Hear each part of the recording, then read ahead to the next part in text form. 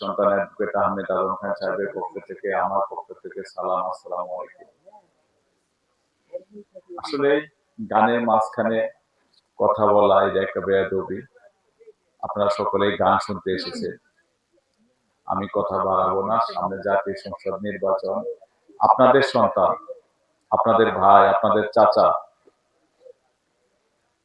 Advocate Ahmed Azam Khan সাহেব জাতীয় সংসদ নির্বাচনে ধানের শীষ মার্কায় প্রতিদ্বন্দ্বিতা করতেছে। আমি মনে করি এই নির্বাচনে অ্যাডভোকেট আহমেদ আজম খান প্রার্থী না। এই নির্বাচনে বাসাল উপজেলা সকল ভোটার, সকল জনগণ, সকল মা বোনেরা প্রার্থী। অ্যাডভোকেট আহমেদ আজম খান সাহেবের বিজয় হইলে বাসাল উপজেলাবাসীর বিজয় হবে, আমাদের সকলের বিজয় হবে।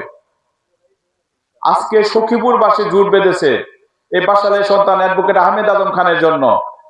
কারণ তারা বিগত কোন জাতীয় সংসদ নির্বাচনের পরে এমপি কেউ মন্ত্রী হতে পারে নাই।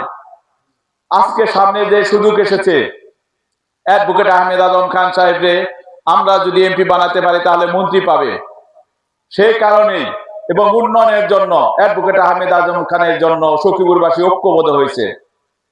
আজকে আমরা বাসালবাসী, আমরা যদি অ্যাডভোকেট আহমেদ আজম খানের জন্য ঐক্যবদ্ধ না হতে পারি তাহলে কিন্তু আমরা এই সারা যেমনি 54 বছরে পারে নাই, আগামী 100 বছরেও সেই স্বপ্ন আর দেখতে পারবো না। এই জন্য আমরা যেখানে আছি না কেন সেখান থেকেই আমরা এই নির্বাচনে প্রচারণায় অংশগ্রহণ করতে পারি। আমি অটোতে উঠছি, অটোতে আরো 5-4 জন যাত্রী আছে, তাদের কাছে যদি বলি ভাই এই তারিখে কিন্তু আজমরে বাসালে ভোট দিতে হবে, ধানের শীষে ভোট দিতে হবে। আমি অটো চালাইতেছি, আর 4 জন যাত্রী আসছে, তাদেরকে যদি বলি ভাই যাইতেছি তো আমার একটা আবদার আছে, এই তারিখে ধানের শীষে ভোট দিয়ে আজমরে ভোট দিয়ে। এভাবে যদি আমরা নির্বাচনী প্রচারণা চালাই, আমি মনে করি যে বাসাল সখীপুরের ভোট কাস্টিং এর 95% ভোট এই বাসালের সন্তান অ্যাডভোকেট আহমেদ আজম খান সাহেব পাবে ইনশাআল্লাহ। সেক্ষেত্রে আমাদের সকলের যার যার জায়গা থেকে প্রচারণা করতে হবে।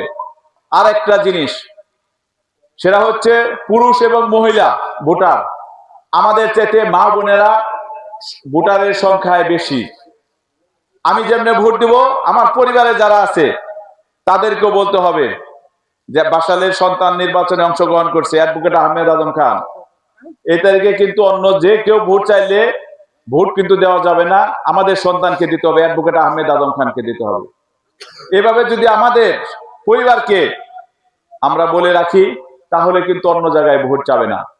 আমাদের মা বোনেরা আমাদের ক্ষেত্রে কিন্তু তাদের মন আরেকটু অন্যরকম। তারা একটা জায়গায় যদি কোনোভাবে স্বীকার করে থাকে তাহলে কিন্তু আমরা যত চেষ্টাই করি সেই ভোট আনা যাবে না। সেই ক্ষেত্রে আমাদেরকে একটু সচেতন হতে হবে, সতর্ক হতে হবে। আমাদের যার যার যে অবস্থান আছে সেক্ষেত্রে আমাদের ফ্যামিলির যারা আছে, আমাদের আত্মীয় স্বজন যারা আছে তাদেরকে এখনই তাদের কাছে ভোট চাইতে হবে এবং আমাদের সন্তান অ্যাডভোকেট আহমেদ আজম খান সাহেবের জন্য ভোট চাইতে হবে। আমি মনে করি অ্যাডভোকেট আহমেদ আজম খানের বিজয় হইলে বাসাইল উপজেলাবাসীর বিজয় হবে, সখীপুর উপজেলাবাসীর বিজয় হবে।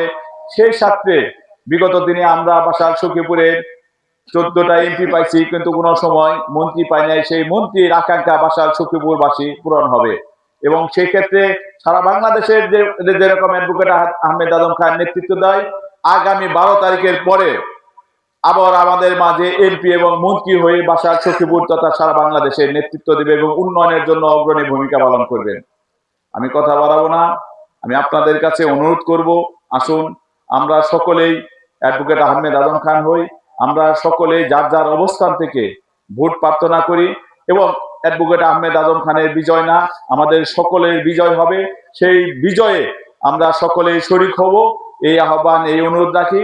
সেই ক্ষেত্রে আজকের এই অনুষ্ঠানের আয়োজনের যারা করেছেন তাদের সাথে আমিও শরিক হব এবং আপনাদের সকলেরই সফলতা কামনা করে আমি আমার কথা শেষ করছি। আসসালামু আলাইকুম।